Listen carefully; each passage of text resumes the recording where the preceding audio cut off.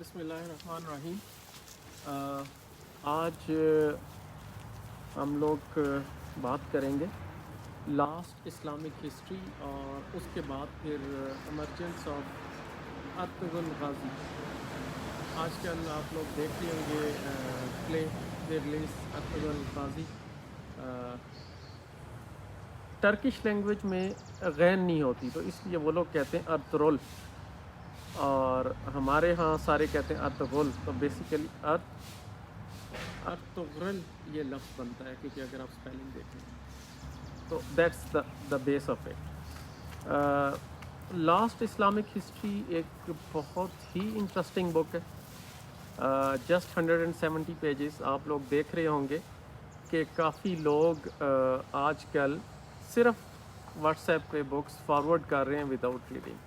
تو میں نے سوچا کہ یہ بک جو کہ بہت ہی زیادہ فارورڈ کی جا رہی ہے تو اس کو پڑھ کے تھوڑا سا میں بیان کر دوں، کیونکہ ہمارے لوگ ایون فیس بک کی پوسٹ جس میں پکچر نہ ہو یا ویڈیو نہ ہو تو ہارڈلی آپ کو اس کے اوپر کوئی کمنٹ ملتا ہے۔ 30 سے 40 لوگ میکسیمم اس کو ویو کرتے ہیں۔ تو اس سلسلے میں نے اس کتاب کو پڑھا، اور اس کو پڑھنے کے بعد جو سمجھ آئی کہ ایمرجنس جو ہے مسلمانوں کی حضرت عمر کے دور میں، حضرت عثمان کے دور میں، حضرت صلی اللہ علیہ وسلم کے بعد 4 خلفائے راشدین کا ذکر ہے اس کے اندر۔ اس کے بعد دو خلافتیں ہیں، بنو امیہ، بنو عباسیہ، اور اس کے بعد Ottoman Empire. So in between Fatimids اور باقی جو اسماعیلیز، ان کی جو ایمرجنس ہوئی اس کے بارے میں بھی ذکر کیا گیا۔ کیسے مسلمانوں نے اپنا مقام جو اچیو کیا تھا اس کو کیسے لوز کر لیا، اپنی انٹرنل سازشوں کی وجہ سے، اپنے انٹرنل اختلافات کی وجہ سے۔ حضرت عمر نے پہلی دفعہ یروشلم کو کنکر کیا، لیکن جو اچھی چیز تھی اس کی کہ اس وقت کوئی خون خرابہ نہیں ہوا، بلکہ جیوز کو، کرسچنز کو، ان کو اپنی مرضی سے اپنی عبادت گاہوں میں جانے کی اجازت تھی، اور اپنی مرضی سے اپنے ریلیجن کو پریکٹس کرنے کی اجازت تھی۔ پھر اس کے بعد بنو امیہ کے اندر اندرونی اختلافات، اور بنو عباسیہ جو ہے، عباسائڈ جسے کہتے ہیں انگلش میں، ان کا بنو امیہ کے ساتھ لڑنا جھگڑنا، اور پھر مسلم سلطنتیں جو ہیں کمزور سے کمزور تر ہوتی چلی گئی۔ اب اس کمزوری کا جو فائدہ اٹھایا کروسیڈرز نے 10th سینچری میں، اور کروسیڈرز کے آنے سے پہلے ٹرکش ایک سلطنت تھی جسے کہتے ہیں سلجوق۔ سلجوق کا میں ذکر یہاں پہ اس لیے کر رہا ہوں کہ سلجوق سلطنت کا ذکر ارطغرل غازی کے ایمرجنس کے اندر بھی بہت اہم ہے، کیونکہ اس کی جو ہونے والی بیوی ہے اس کا تعلق سلجوق سلطنت سے تھا۔ تو سلجوق سلطنت نے 1037 سینچری میں ایک بیزنٹائن امپائر جو کہ کرسچنز کی تھی، ان کے خلاف یہ لڑنے کے بعد یہ لوگ اس ایریے میں جیت گئے، اور پھر سلجوق سلطنت کا ایکسپینشن ہوتا ہے سیریا تک۔ لیکن اس کے بعد ودن سلجوق سلطنت اختلافات شروع ہو گئے۔ ان اختلافات کی وجہ سے ایک ڈکلائن آنا شروع ہو گیا، جہاں چھوٹے چھوٹے ٹرک قبیلے آپس میں ہی لڑ رہے ہیں، اور دوسری طرف سے انویژن ہو جاتا ہے چنگیز خان کا چائنا کی طرف سے، پھر تاتاری آ جاتے ہیں، ایک طرف ان کو کروسیڈرز کا خوف اور دوسری طرف چنگیز خان کا خطرہ۔ تو یہ وہ ٹائم ہے بیسیکلی کہ جب مسلمان کمزور ترین سچویشن میں تھے۔ اب جب کمزور ترین سچویشن میں تھے تو اللہ تعالیٰ نے ایک قبائلی جسے کہتے ہیں کائی قبیلی سے تعلق تھا ارطغرل غازی کا، اس کا ایمرجنس ہوتا ہے۔ اور اس کے ایمرجنس سے پہلے میں یہ بتاتا چلوں کہ جو ٹرکس سیریا میں تھے، اور اس کے بعد فاطمائیز کی حکومت تھی ایجپٹ میں۔ تو فاطمائیز بیسیکلی شیعاز کہہ لو کہ مسلم ہسٹری میں جو کٹھے ہو کے لڑے، شیعہ اینڈ سنی۔ سیریا میں Sunni Turkish backed Turkish own government تھی اور ایجپٹ میں فاطمائیز کی حکومت تھی. انہوں نے مل کر جنگ کی اور وہ جنگ تھی کروسیڈرز کے خلاف جو یہ لوگ جیت گئے کیونکہ ایجپٹ میں فاطمائیز نے ریکویسٹ کی تھی سلجوق قبیلے سے. تو سلجوق قبیلے کا جو سردار تھا اس کا نام تھا عماد الدین زنگی. پھر اس کا بیٹا پیدا ہوا نور الدین زنگی. تو یہ زنگی جو ٹرائب تھا یہ یہاں پہ سیریا اور اس ریجن میں کمانڈ کر رہا تھا. اسی اثنا میں کروسیڈرز نے الیکسس جو تھا اس نے ریکویسٹ کی پوپ اربن II کو کہ مسلمانوں کے ہاتھوں ہمیں شکست ہو جائے گی اگر ہم اکٹھے نہ ہوئے. تو یہ ایک آرمی اکٹھی ہوئی جس کا سٹارٹ یورپ سے ہوا. آج جسے ہم پیرس کہتے ہیں، فرانس، اٹلی، جرمنی، اس ایریے سے یہ لوگ اکٹھے ہوئے اور رستے میں تباہ و برباد کرتے گئے جہاں جہاں سے یہ گزرے. بائی 1099 جروشلم پہ قبضہ ہو گیا کروسیڈرز کا. اور یہاں جو امپورٹنٹ بات ہے نوٹ کرنے کی کہ یہ صرف قبضہ ہی نہیں ہوا بلکہ انہوں نے 70,000 مسلمز کو میسکر کیا اور گلیاں یروشلم کی مسلمانوں کے خون سے بہہ رہی تھی. اتنا روتھلیسلی انہوں نے کام کیا. پھر جب عماد الدین زنگی کا بیٹا نور الدین زنگی اور پھر اس کا ایک کزن یہاں پہ ایجپٹ میں یہ لوگ گورنر بناتے ہیں اور وہ گورنر کی ڈیتھ ہو جاتی ہے اور اس کا جو بھتیجا ہوتا ہے یوسف اسے کہتے ہیں جس کو عام فہم زبان میں صلاح الدین ایوبی کے نام سے لوگ جانتے ہیں. صلاح الدین ایوبی 1164 میں یہاں پر اپنی حکومت قائم کرتا ہے ایجپٹ کے اندر. تو اب بیسیکلی سیریا اور ایجپٹ دونوں جگہوں پہ مسلمانوں کی حکومت قائم ہو جاتی. یہ وہ ٹائم تھا کہ صلاح الدین ایوبی نے پھر فیصلہ کیا کہ وہ جائے گا یروشلم کے اوپر.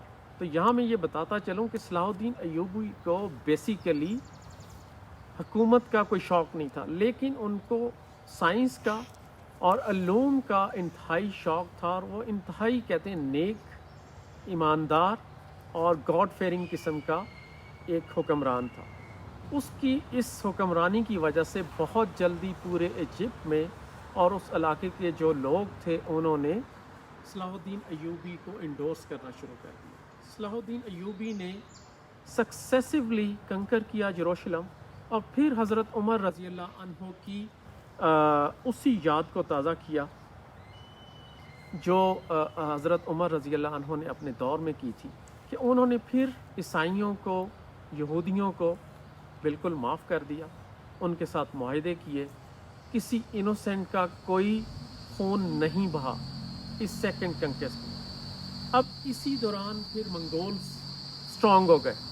تو چنگیز خان کا چائنا سے، سینٹرل ایشین اسٹیٹ سے، اس ایریے سے ہوتے ہوئے عرب تک آنا اور پھر بغداد کی گلیوں میں جو تباہ و بربادی اس نے لائی اور خون کی ندیاں بہائیں. تو یہ وہ ٹائم تھا کہ جب ٹرک ایک چھوٹا سا قبیلہ جسے کہتے ہیں کائی قبیلہ جس کا سردار سلمان شاہ تھا اور اس کا بیٹا پھر ارطغرل، کہتے ہیں کہ یہ 3 بیٹے تھے، کہیں کہتے ہیں 4 بیٹے تھے، لیکن ارطغرل غازی جو آپ اس ڈرامے میں دیکھتے ہیں یہ علیپو آج کل اس کو حلب کہتے ہیں. تو اس کی جو پریزنس ہے یہ بالکل یروشلم ایک سائڈ پہ ہے. یہاں پہ علاؤ الدین جو کہ پوتا تھا صلاح الدین ایوبی کا، وہ حکمران تھا. آلریڈی وہ سراؤنڈڈ تھا کروسیڈرز کی سازشوں کی وجہ سے. مسلمان اپنے انٹرنل اختلافات کی وجہ سے کمزور سے کمزور تر ہوتے چلے گئے. اب ان کی کمزوری کا آف کورس کرسچنز فائدہ اٹھا رہے تھے. یہاں پر انٹری آتی ہے ارطغرل غازی کی.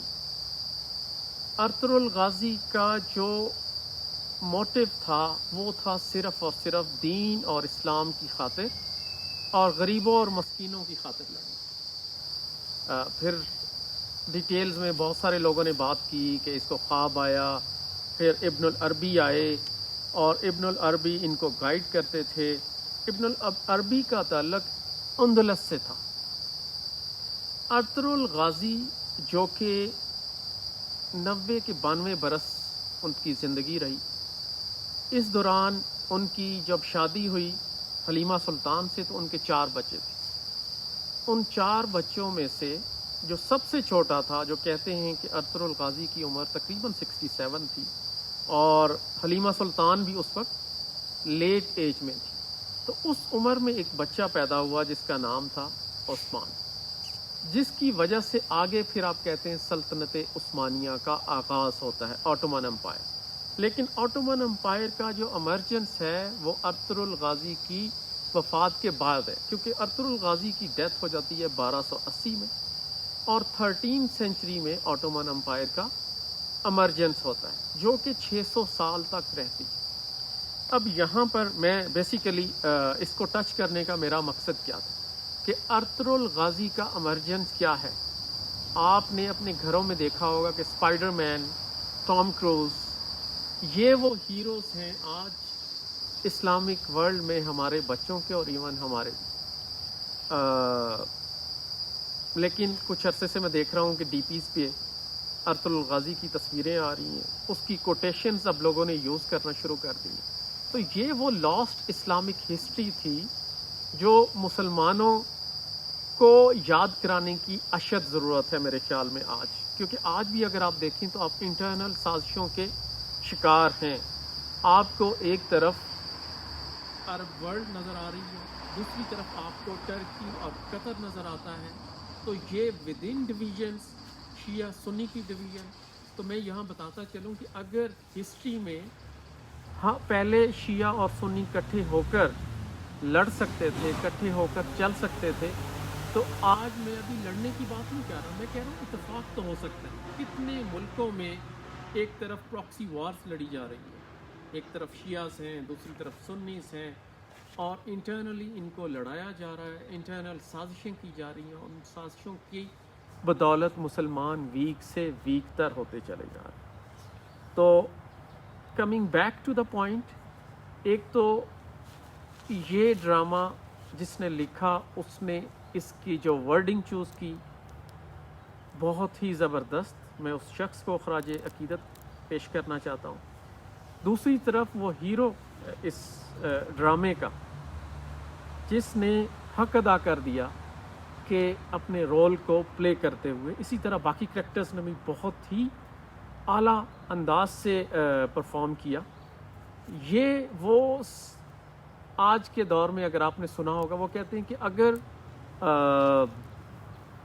ماڈرن انداز سے چیزیں فلمائی نہ جائیں تو لوگ نہیں دیکھتے، لوگوں کا انٹرسٹ نہیں ہوتا، اکثر فلم انڈسٹری کے لوگ بات کرتے ہیں۔ تو میں یہ کہتا ہوں کہ اس وقت دنیا میں میکسیمم فالوئنگ، میکسیمم ویئنگ اگر کسی سیریل کی ہے تو وہ اس ڈرامے کی ہے۔ تو اس میں تو اگر آپ دیکھیں، آپ اپنے فیملی کے ساتھ، اپنے بچوں کے ساتھ بیٹھ کر دیکھ سکتے ہیں۔ اگر آپ ان کے ساتھ بیٹھ کر دیکھ سکتے ہیں تو پھر ایک چیز تو پروف ہو گئی کہ آپ کا اگر کنٹینٹ اچھا ہے، آپ کا اس میں کام اچھا ہے، تو آپ کو ویورشپ ضرور ملے گی۔ تو میں یہاں ریکویسٹ کروں گا اپنے پروڈیوسرز جو پاکستان میں ہیں، ہمارے جو ایکٹرز جو ہیں، کہ اپنی ہسٹری سے، اسلامک ہسٹری سے، پاکستانی ہسٹری سے آپ اپنے ہیروز کو ہائی لائٹ کریں، نہ کہ ساس بہو کی سازشیں، انٹرنل فیملی پالیٹکس جو کہ شو کی جا رہی ہے میڈیا میں، which has zero influence on the young generation. آج کی جنریشن، آج کے بچے آپ کو دیکھنا چاہتے ہیں۔ ہر گھر میں ارطغرل الغازی پیدا ہو سکتا ہے اگر ایک گاؤں کا نمبردار، ایک گاؤں کا چیئرمین، اس کے پاس جب فیصلے کا موقع آتا ہے تو وہ کیسا فیصلہ کرتا ہے؟ کیا وہ ایک امیر کے حق میں فیصلہ کرتا ہے یا وہ حق کے اوپر فیصلہ کرتا ہے؟ یقین جانیں آپ کے حلقے کے نمائندگان، آپ کے ایم پی ایز، آپ کے ایم این ایز، آپ کے اسسٹنٹ کمشنرز، آپ کے ڈپٹی کمشنرز، آپ کے ڈی پی اوز اگر اس ڈرامے کو دیکھیں اور اپنے اندر وہ والا ارطغرل الغازی تلاش کرنے کی کوشش کریں تو یقین مانیں ہماری سوسائٹی میں ایک ट्रेमेंडस पॉजिटिव चेंज आएगी। और ये वो चेंज है जो आज इस्लामी दुनिया में मुसलमानों को ज़रूरत है, पाकिस्तानियों को ज़रूरत है, इंसानों को ज़रूरत है। तो यहाँ पे मैं आप एंड करूँगा अपनी बात, और जो लास्ट इस्लामिक हिस्ट्री है उसको मैं स्ट्रॉन्गली रिकमेंड करूँगा अपने व्यूअर्स को कि वो उसको पढ़ें, उसको समझें और अपनी आने वाली नस्लों को, अपने बच्चों को बताएं कि इस्लाम क्या था और हम क्या आज भी उन्हीं साजिशों का शिकार तो नहीं, और अगर उन्हीं साजिशों का शिकार हैं तो हम कैसे अपने आप को सेव कर सकते हैं उनसे। मैं अपनी बात का इख्तिताम करूँगा यहाँ पर कि अपना बहुत ख्याल रखिएगा। इंशाअल्लाह अगले हफ्ते फिर मुलाकात होगी, और अगले हफ्ते बेसिकली वही सीरीज़ जो हमारे खुतबे की है, अगली किसी सूरत आयत का तर्जुमा और तफसीर होगा। अल्लाह हाफ़िज़।